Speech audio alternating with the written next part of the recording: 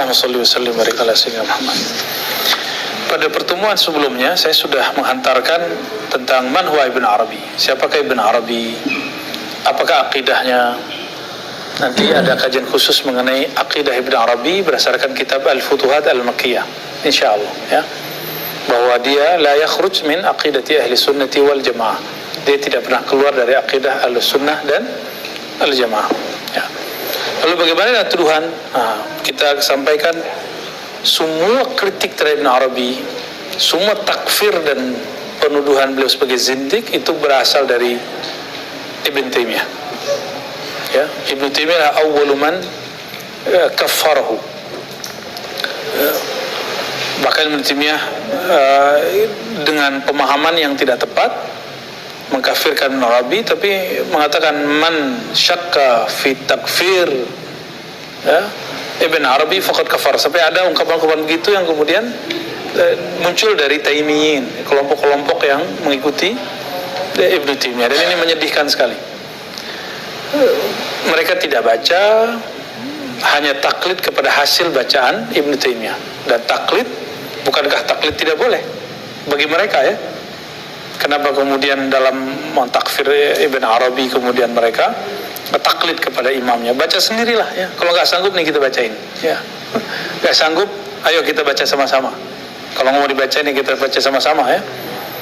Insya Allah Allah Subhanahu Wa Taala akan yaftah alaina, Allah bukakan tentang hakikat Ibn Arabi ya.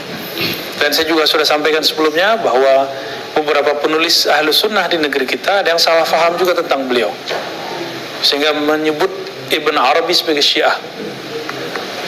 Maka otomatis orang yang bahas Ibn Arabi dengan Syiah. Nanti siap-siap Buya Asfi itu Syiah, Buya Al-Dafi itu Syiah, saya itu Syiah. Nggak ngerti berarti di Syiah itu apa. Syiah itu punya usul, punya furu. Ibn Arabi tidak pernah membangun akidahnya, membangun tasawufnya, syariatnya berdasarkan pemahaman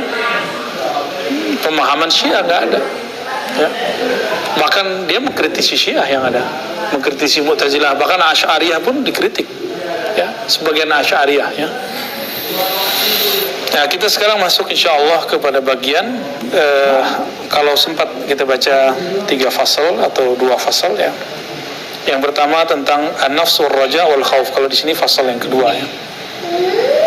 An-nafs wal raja wal khauf ini tidak pembacaan harfan-harfan, tapi kita baca bagian-bagian terpenting saja. Wa qala, berkata Ibn Arabi, an-nafsu farsun jamuhun musarrahun mulajjamun muhayya'un lil rukubi fa in raqabtaha wa alqaita 'ainanaha bi yadil aqli najawta wa in alqaita 'ainanaha bi yadil hawa halakta fakhtar li nafsik. Jadi beliau mengatakan an-nafs, jiwa, ini jiwa kita ini dia eksis karena ada tiupan roh ke dalam jiwa. Inilah kenapa jiwa itu ada. Ketika roh itu diambil, maka jiwa itu mati. An-nafs adalah kendaraan yang disiapkan untuk ditunggangi, muhayya'un lirrukubi. Fa in raqabtaha wa alqaitaha inanaha biyadil aqli najauta. Jika engkau menungganginya dengan akal rasio, engkau akan selamat. Ini sekarang muncul ada orang yang mengajak kembali ke Quran Sunnah tapi meninggalkan akal. Itu salah kaprah. Al-Quran dan Sunnah itu menyuruh untuk mengedepankan akal, karena akal cara untuk membaca Al-Quran dan Sunnah. Kalau nggak ada akal, Al-Quran Sunnah nggak bisa dipahami. Orang-orang yang menghardik akal, yang menghina akal, yang menghina ulama-ulama yang menggunakan akal, mereka juga menggunakan akalnya. Nah, ini lucu ya. Akal itu sesuatu yang diperintahkan Al-Quran untuk memakainya. Maka isti'malul aqli sunnatun min sunanin Nabi sallallahu alaihi wasallam. Itu adalah sunnah yang diajarkan baginda Nabi Muhammad sallallahu alaihi wasallam. Jadi ketika Nabi mengatakan istafti qalbak, mintalah fatwa ke dalam kalbumu. Kalbu itu yang bisa mengaksesnya akal. Lahum qulubu yaqiluna biha. Mereka mempunyai kalbu yang mereka jadikan sebagai sumber untuk mereka berakal. Berarti akal dan kolbu itu berkaitan erat ya. Jadi Ibn Arabi ketika membahas akal itu selalu kaitannya dengan kolbu. Jadi kalau ada orang mau tinggalkan akal, ya salam. Jika ada ajaran yang mengajak kembali ke sunnah, mengajar daripada Al-Quran, lalu mengatakan tinggalkan akal, itulah yang menentang Al-Quran dan sunnah. Gak usah jauh-jauh, ya udah kita pakai Ibnu Taimiyah aja deh. Tadi kan kita bahas Ibnu Taimiyah. Ibnu Taimiyah rahmatullah alaih, beliau menulis kitab Dar'ut Ta'arud Bainal Aqli wan Naql, menolak pertentangan akal dan nakal, akal dan teks. Jadi bagi Ibnu Taimiyah, Al-Quran itu adalah asasnya akal, dan semua di Quran masuk akal. Prinsip awal Ibnu Taimiyah benar. Tapi Ibnu Taimiyah punya pemahaman sendiri. Bagi dia, pemahaman dia terhadap teks itu yang disebut masuk akal. Dan apa yang di akal-akal orang lain harus tunduk kepada pemahaman yang dia pahami itu. Itu aja masalah Ibnu Taimiyah, nggak ada lain. Konsep dasarnya dia oke dia. Nah, yang nggak oke itu ketika dimaksakan, misalnya di Quran, summa stawa 'alal 'arsy, Allah bersemayam di atas aras. Dalam pemahaman akal Ibnu Taimiyah, Allah bersemayam di atas aras, turun dari atas ke bawah, benar-benar turun, tapi turunnya hanya Allah yang tahu. Benar-benar duduk, tapi hanya Allah yang tahu. Akal harus tunduk kepada itu akal versi Ibnu Taimiyah. Ya bolehlah. Dan dia tidak mengakui akalnya Ahlu Sunnah, Asy'ariyah, akalnya Mu'tazilah, akalnya Syiah, akalnya filosof. Yang nggak fair aja, itu nggak fair ya. Ya dialog akliyah aja, akal dengan akal. Jadi sebenarnya teks yang kita pakai sama dengan teks Ibnu Taimiyah. Yang berbeda adalah kemampuan akal kita yang berbeda. Dan jangan lagi ngomong ente siapa bicara Ibnu Taimiyah. Lah, kita bisa ngomong balik, ente siapa? Batal-batalin mazhab, imam-imam mazhab. Ya. Tapi kan jadi fair ngomong begitu. Ibnu Taimiyah insan, bashar. Ibnu Taimiyah itu manusia. Bisa dikritik. Kecuali dia seorang nabi, kita nggak akan kritik, kita nggak ngomongin lagi deh. Manusia biasa dia atau nabi? Ibnu Taimiyah. Manusia biasa, cuma dia orang alim. Karena orang berilmu pasti dikritik. Pasti dikritik. Kalau nggak siap jadi orang alim, kalau nggak siap dikritik, jangan jadi orang alim. Itu aja. Baik, ya. Wa in alqaita inanaha biyadil hawa halakta fakhtar li nafsik. Jika engkau menunggangi jiwa itu bukan dengan akalmu tapi dengan hawa, kecondongan hasrat negatifmu, halakta, engkau telah membinasakan dirimu. Fakhtar li nafsik. Maka pilihlah engkau menungganginya dengan akal atau dengan hawa.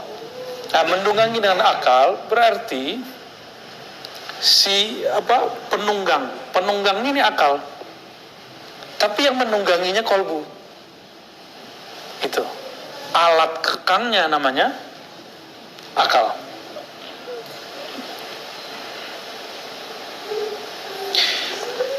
Kenapa kita mengatakan tadi bahwa akal yang dimaksud Ibn Arabi itu bersumber dari kolbu? Nah, inilah pasangannya an-nafsu wal-raja'u wal-khawf. Kata beliau, wa ma'a ja'lika ainanaha fi yadil aql. Dengan engkau menjadikan kekangnya dipegang oleh akal, ij'al fi qadamaik mihmazain. Maka ada dua sayap, dua bekal, dua mihmazain ya, yang mesti engkau pegang. Yang pertama ar-raja di sebelah kanan, yang kirinya al-khauf. Nah, raja dan khauf itu di akal atau di kolbu? Itu kolbu semua. Jadi akal yang dimaksud oleh Ibn Arabi itu akal yang dalam surah Al-Hajj, afalam yasiru fil ard, ya, apakah mereka tidak berjalan di muka bumi lalu mereka berfikir, berakal dengan kolbunya. Lahum qulubun ya'qiluna biha, ya. Fa in affalta, ya, fa in afalat inanuha yawman min yadil aqli, jika dia lepas sesaat saja, sehari saja dari kekangan akal, dari tunggangan akal, wa aradatil khuruj anit tariq yaminan aw yasaran, lalu dia ingin cenderung kepada hawanya, baik kiri kanan atau kiri, maka apa yang harus dilakukan? Aktifkan khauf dan raja, ya. Fahfuz biha min ghairi al-janib alladhi malat li fa innaha bitawba fa indama takhsha al-darar fi nafsiha tahrub minhu fa yaddiha ila istiqamatiha ala at-tariq wa dhalika an taqif fa idha waqafat tamakkana minha al-aql fa akhadha inanaha bi yadi wa sara ala tariqih, ya. Itu penjabaran tentang cara kerja ar-raja dan khauf, ya. Jadi ketika ada nih, lihat ini mudaratnya lebih besar atau manfaatnya. Nah, itu nanti si akal dengan khauf dan rajanya akan memilih. Jika dia lihat darar, tahrub, gitu kan di teksnya. Dia akan pergi, dia akan lari. Tidur lama, nonton lama, zikir lama, mana yang bikin tenang? Tapi kenapa kok orang nggak mau zikir lama?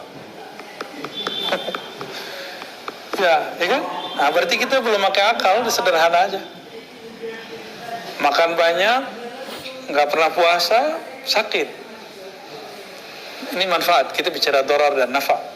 Kenapa kemudian orang udah tahu begitu, tidak mau berpuasa? Gitu. Orang yang bangun sebelum orang-orang lain bangun, minimal subuh aja bangunnya. Kalau nggak bangun sebelum subuh, atau bangun di saat orang tidur. Orang-orang yang bangun di saat-saat itu lalu mengaktifkan kolbunya, dia akan punya kecerdasan yang tidak dipunyai oleh orang-orang yang sekolah. Karena itu juga sekolah, ya, sekolah rohani. Dan ajaibnya malam-malam itu gelombang suara tidak ada yang mengganggu. Jadi polusi itu tidak hanya polusi udara, ada polusi suara. Polusi suara itu diakui oleh pakar-pakar ilmu-ilmu kejiwaan, ilmu gelombang otak. Kita kalau tidur dengerin musik, itu bangun tidurnya akan capek. Kecuali musiknya yang membuat slow. Dengerin nyanyi, bangun tidur sedih ntar. Lagunya isinya patah hati, kan? Jadi kalau tidur, kalau mau dengerin instrumen yang menggugah, yang membuat kita slow, bukan yang membuat kita banyak pikiran. Apalagi yang bikin rindu-rindu, ribet itu. Asyauku yut'ib. Kalau dulu Dr. Falah, asyauku yu'adzib katanya. Tapi dirindui. Rindu itu menyiksa. Kalau saya membahasakan asyauku yut'ib, rindu itu membuat lelah, capek sekali. Illa asyauq li Sayyidina Muhammad sallallahu alaihi wasallam, kecuali rindu kepada Nabi sallallahu alaihi wasallam. Nah, orang-orang yang bangun malam hari, biar dia nggak lelah, banyak sholawat ke Nabi, rinduin Rasulullah sallallahu alaihi wasallam. Nanti hilang capeknya, ya, capek perasaannya berkurang, insya Allah.